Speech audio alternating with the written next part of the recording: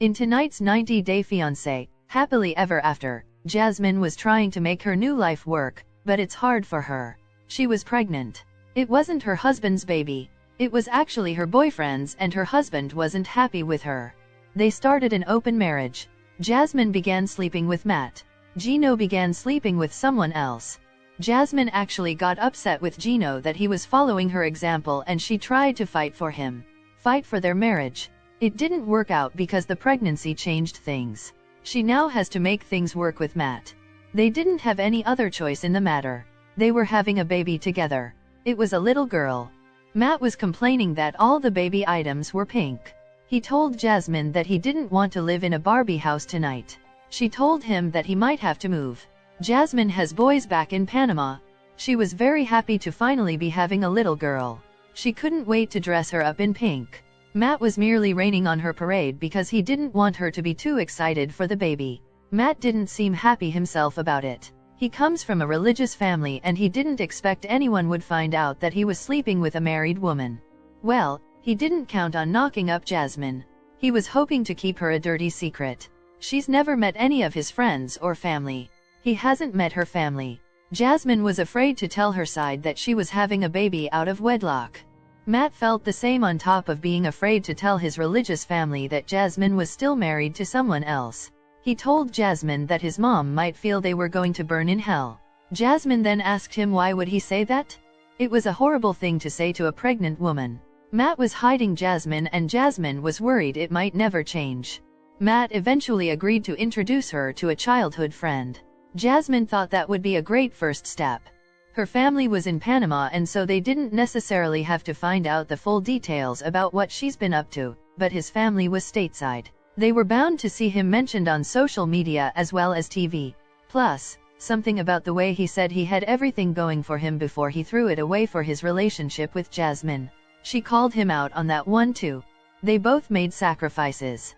And she might end up deporting if Gino follows through on his threat. Over at Lake Placid, the couple's trip kicked off on a bad foot. Jovi could be passive-aggressive. He told his wife that she looked much better now than she did as a kid. He essentially brought up her plastic surgery, and he said that in front of their friends. He didn't have to say it. He knew she struggled with remarks from online and her own family. Her mother didn't think she was beautiful as a child. It's why Yara got work done to begin with.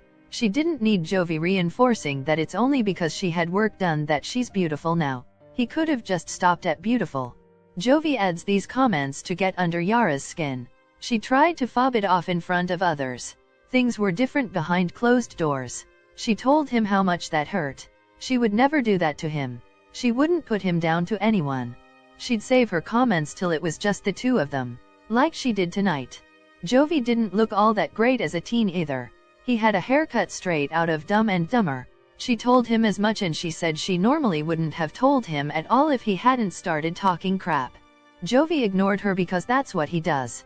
He shuts her out to get through the fight. He doesn't talk or acknowledge any wrongdoing.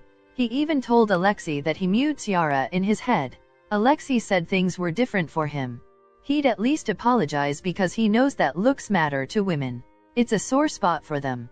He also felt bad for Yara that her own mother didn't think she was beautiful. Not that it stopped Jovi from making comments. He kept going. He ragged on Yara for her outfit change. Again, just stop at beautiful. This couple's trip also had the added drama of Andre and Elizabeth. Elizabeth was still mad at Lauren for calling Andre arrogant, and he was. The man demands a lot from his wife. He wanted total loyalty. He sometimes alienates his wife from anyone that disagrees with him. It was a bit of a surprise they agreed to the trip in the first place. The only one not uncomfortable by their presence was Jovi. Jovi took Andre's first comment when they came in as a joke. He said that Andre was trying to put everyone at ease, and it only made Lauren and Alexi more uncomfortable. And Yara called Andre a few names in her confessional. Julia and Brandon were at least happier now. Brandon thought about everything. He realized that he loves his wife and was going to stand up for their marriage. His parents have been pushing them on having a baby. They've gotten to a point where it seems like they don't care the toll it's taken on the couple. They don't see that the couple needed to work on a few things first. It's why Julia suggested they travel for a bit. She told Brandon that she was going to Europe with or without him. He told her that it was going to be with him. Brandon had already quit his job. He was ready to travel Europe with Julia. They were leaving without a set return date. The only ones that didn't know about the trip were his parents. His parents were quick to think his marriage was over when Julia went to New York without Brandon. They were a little too quick. They showed their hands, and now was the time for repercussions. Brandon decided to talk to his parents on his own. Again, him quitting meant there was no way to backtrack, which probably helped with sticking to his decision tonight. Jasmine did finally meet Matt's friend, David. It came after Matt asked her to hide her pregnant belly. It also came after Matt refused to teach Jasmine anything about the Romanian culture. This included never using the word gypsy. Davis also seemed upset when she brought up Dracula. Though to be fair, Jasmine did start off the sentence saying in her ignorance she only knew 2 things about Romania. Matt found everything she said to be wrong, and what could he expect? He never prepped her. He also did his best to hide her pregnant belly. He didn't realize it at the time. He might realize it later on. Only Jasmine appeared to be out for revenge tonight. She heard Matt downplay their whole relationship to David. She then decided to get revenge by spilling everything. She really did mean everything too. She brought up her marriage, her pregnancy. She also said that Matt appeared to be ashamed of her looking pregnant because he tried to hide her bump. David was a good guy because he tried to find compromise in everything. He told Jasmine how complicated it will look for Matt to his family. He also told Matt that Jasmine deserved to meet his family. David seemed like a good guy. He was the voice of reason inside the tornado of chaos. Jasmine told him how she was worried about getting deported while pregnant. She didn't want to raise her daughter by herself back in Panama. She was worried because Gino has been quiet lately. He tends to plot something whenever he gets quiet. Those are Jasmine's words, and that proved to be true because her ex-husband was plotting something. Gino wants to get her deported broke and pregnant. Gino spent a lot of money on Jasmine. He now wants it all back. He said he sees now that she used him to get to the United States and that he couldn't wait to get tried for marriage fraud. He wanted back the $76,000 he spent on her. He especially wanted to break up her and Matt. Gino was out for revenge, and who knows how long he's going to drag out this divorce as well.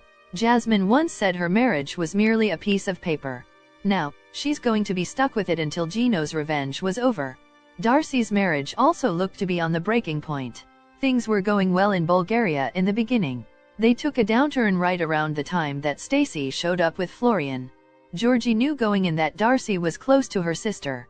They weren't just sisters. They were identical twins. They evenly matched each other in plastic surgeries so that they remained identical twins. Stacy didn't know where the anger from Georgie was coming from. Nor did Georgie want to fix things with his wife. Georgie was taking forever to pay his half of the rent. Darcy tried to message him on it because they weren't talking. He didn't respond, and so she included her dad on the group chat. It got Georgie to finally pay up. Not that Georgie didn't ask for money back. Darcy suspected he was saving up to build a nest egg when he leaves. She usually paid for everything. Their home, their trips, and their bills. Georgie was no longer appreciative of it, and he has stopped communicating. They still share a bed. They just sleep on their side, and there's no longer any cuddling or intimacy. Back to the couple's trip from hell, Jovi still thought he was funny.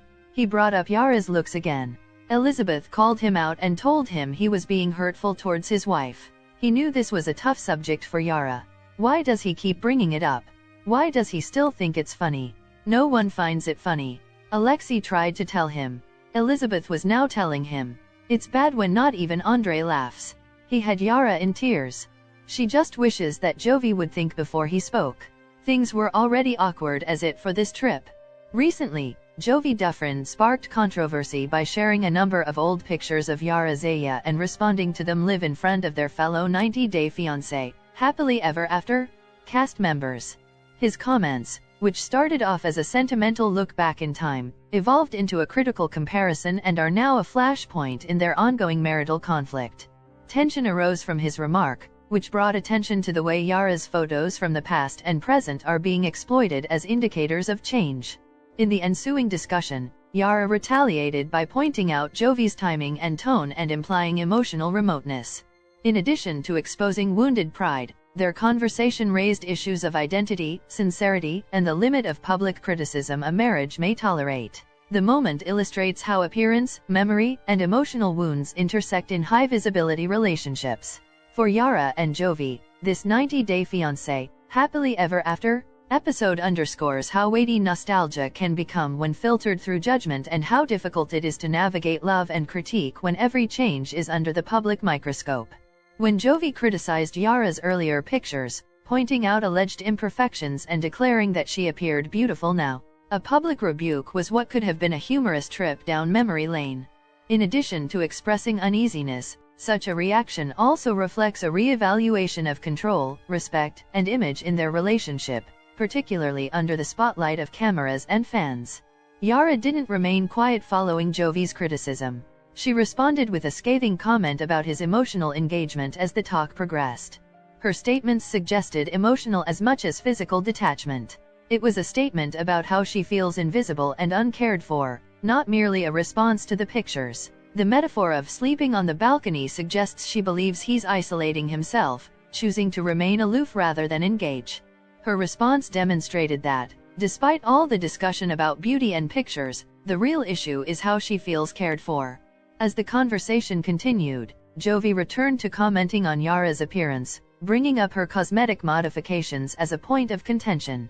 Star reframed the argument with that remark, saying that honesty and what they owed one another were more important than appearances. After pushing back, Yara made the comment, indicating that she wants an equal rel. Trouble found both Jasmine and Darcy on the latest episode of 90-Day Fiancé, Happily Ever After, as both ladies battled their husbands over their deteriorating marriages. First, Darcy challenged her husband Georgi to file for divorce as tensions continued to rise following the rocky end to their Bulgarian vacation. Darcy made the declaration during a feisty fancy dinner with her sister, her husband Florian and their friends, Svet and Roxy, after she and Georgi openly bickered about their fight in Bulgaria, communication issues and more of their ongoing marital problems. After playing the blame game with each other, Georgi insisted that he felt he is always wrong in Darcy's eyes, making it difficult for him to open up to her. "Then don't be married," she exclaimed. "File for divorce. Is that what you want? Because that's what it feels like you want." Earlier in the day, Darcy expressed concerns about her relationship to Stacey after the twins took part in an aerial silks class in hopes of releasing old baggage and ushering in new, more positive energy. In a confessional, Darcy revealed that she and Georgi were barely speaking to each other following the big blow-up at the end of their trip a few days prior. "We haven't even talked to each other about what happened on our last night in Bulgaria," she explained. After the class, Darcy told Stacey that Georgi was hesitant to give me his half of the rent for the month upon returning home. Darcy later said Georgi eventually caved after she started a group chat with herself, her husband and her dad. Darcy also suggested that, rather than communicating with her, Georgi said he wants half his money back for her portion of the trip to Bulgaria. Stacey was astonished by the allegations, calling Georgi a greedy mother f*** in response. "You deserve to be treated like a queen every day," Stacey told her twin, who feared her husband was trapped in an avoidant mindset. Their relationship, she later noted, had begun to feel like two ships passing by. Later that evening, Georgi seemed miserable as he sat across the table from his wife at dinner. In a confessional, Georgi admitted that he was still hurt by how the end of the trip to Bulgaria played out, and that things had gotten uncomfortable between him and his wife. "I'm not going to pretend that everything is okay when it's not really okay," he explained. Back at dinner, Darcy revealed that she was triggered by Georgi's suggestion that he was interested in traveling alone. But Georgi felt it was a misunderstanding, and she overreacted. "You disrespected me first by telling me I'm with you because I did this, for your money and all this," he explained. Darcy acknowledged her error, and later admitted that she still has healing work to do with herself. But she suggested Georgi needed to do the same. Still, Georgi felt that he sometimes couldn't pinpoint what exactly is wrong in certain circumstances, suggesting that it seemed like everything he did was wrong sometimes. "You know what? Keep blaming me," Darcy said sharply, in a quiet tone. "He's never going to change. Only when and if he wants to for himself." "No, I'm always wrong," Georgi complained, causing Darcy's blood to boil. That's when she put divorce on the table, leaving the room in complete silence. I think for her to just drop that whole thing on the table, I think was kind of like crazy, their friend Svet said in a confessional. So something has had to happen that was bigger than this, just what we heard. Also during the explosive episode, Gino finally called Jasmine and shared the scathing letter that he personally wrote to her, venting all of his feelings about their failed relationship. At one point, Gino said it was obvious that Jasmine used him for a green card. I find the timing of you receiving your green card and sleeping at Matt's house very significant, he explained in the call, later calling their marriage the biggest mistake of my life. Oh my God, Jasmine groaned in response while sitting on her bed. But Gino demanded that he finish and went on to claim that Jasmine stabbed me in the back, used me and broke my heart. Before the call, Gino told producers that he wanted to share his letter with Jasmine so he can close this chapter of my life and be done with it. He then informed Jasmine that he felt let down by his now estranged wife. I really thought you loved me when we spoke for 3 years while you were in Panama, he began. But Gino then suggested that things took a turn for the worse upon her arrival in the United States. You treated me horribly daily, he stated, and it was as though you never really wanted to be with me. After accusing Jasmine of using him for her green card, Gino then confronted her with the numbers he calculated while writing the letter. He went through his itemized list, including $40,000 for all I transferred to Panama, $10,000 for the wedding, $1,225 for her green card, $1,000 for his work on the K-1 visa process and $5,000 for a divorce lawyer. But Gino disagreed with his wife. You never did anything for me, he yelled, adding go back to Panama. This caused Jasmine to burst into tears on the other end of the phone. Leave me alone. Jasmine wailed.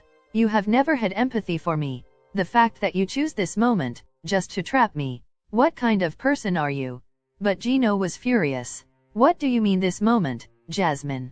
I just found out you're pregnant with some other guy's kid, and we were supposed to have a baby together. Jasmine reminded Gino that he was not interested in having sex with her before screaming, "You hate me," into her phone, but Gino contended, "You knew it was a scam from the beginning." Okay, then go to immigration. Deport me? Go ahead. Jasmine wept, to which Gino replied, I've already gone to immigration. You'll hear from them soon. Jasmine broke down even more, and scolded Gino for making me sick over their marriage drama. From the door, Matt begged his girlfriend to calm down. But Gino was relentless. I'm going to take action right away, he told his emotional wife, and she sobbed on the other end of the line. Before he could continue, Jasmine hung up the phone on him. Tears streamed down her face as Matt held his head in his hands behind her. 90 Day Fiancé, Happily Ever After? Star Jasmine Pineda is known for being honest, and her recent encounter with David, Matt's ex-roommate, turned into one of those candid, direct moments. A brief introduction swiftly turned into a series of intense inquiries concerning Jasmine's personal history, Matt's prior relationships, and unspoken facts. David became disappointed, and Matt became obviously uneasy as Jasmine took the opportunity to take ownership of her story as the discussion became increasingly heated. Leaning toward transparency, Jasmine faced David. Unwilling to be silenced, she questioned presumptions and demanded honesty. In the middle of the conversation, 90 Day Fiancé, Happily Ever After? Star shocked everyone by dropping a bombshell. The tables were turned by this confession. She was suddenly taking ownership of her past rather than merely defending it. Any attempt at control was undermined, and Matt was compelled to respond instantly. What started off as polite small talk swiftly turned into a confrontation over personal boundaries and secrets from the past in this week's episode of 90 Day Fiancé, Happily Ever After. When Jasmine and David met, their conversation turned into a cross-examination of Matt's past and, perhaps more startlingly, her own.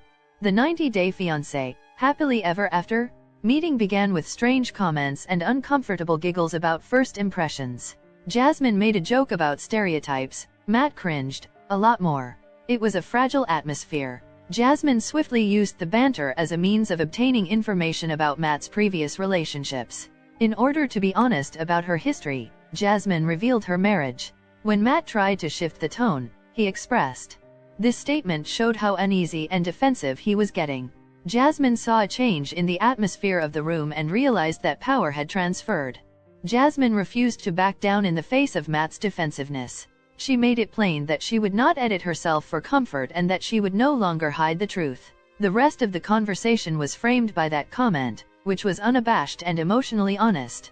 Uncomfortably, David found himself in the middle of a discussion and expressed how complex the situation was from both ends.